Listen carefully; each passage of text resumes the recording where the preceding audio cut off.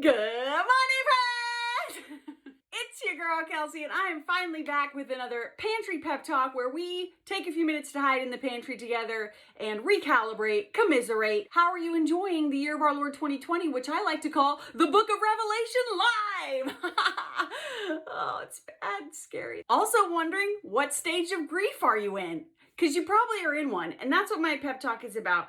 But first, you may notice, new pantry, who dis? That's right, we moved yet again, turned everything upside down, and are part of the mass exodus out of the small communist country known as California. I know you're probably thinking, but Kelsey, you guys moved out there for your dreams, and you were there for like a total of 30 seconds, and you accomplished pretty much nothing. I know.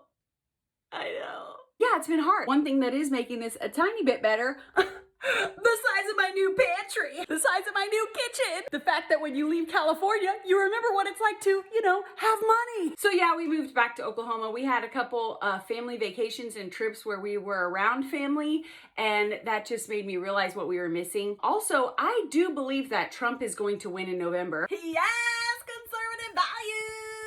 And if there's any place that's just gonna lose its mind, it's California. I mean, it's just better for our family to be out here. For my career, that means I'm giving up on some of my dreams and goals, and I'll be focusing on live streaming and online shows and focusing back, on digital rather than things that are in person. My very smart, beautiful friend, Jennifer Allwood, said that COVID is a thief, and she's so right, because people have lost graduations and funerals for their families and weddings and parties and normal life and school and relationships and all kinds of things. So I wanted you to hear me say today that it is okay if you are still grieving, especially since school is starting back up and we're headed into the fall.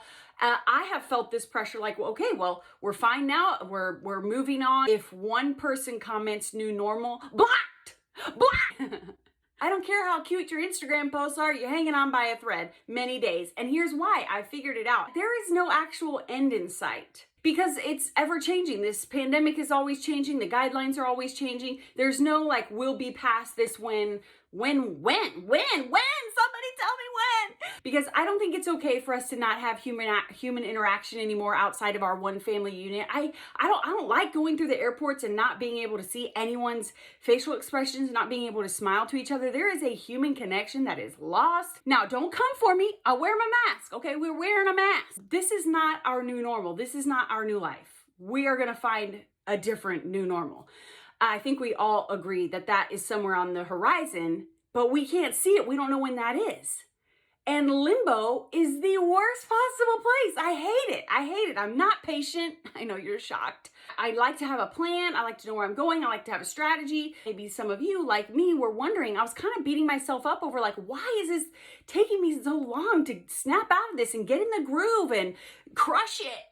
Because we're stuck. We're stuck in a middle place. We're stuck in a slumpy place. We're stuck in an unknown place. I don't really have a great answer for us on how we make this better other than focusing on what is always important and will never change. So for me, that is spending more time in my Bible, focusing on my relationship with the Lord, focusing on my relationship with my family, spending time on the things that I can control and on the things that I know matter, no matter what the circumstance. Trying to create some temporary routines. Also, just more love and grace for each other. We're just being too hard on each other, as we've all seen in every comment thread ever.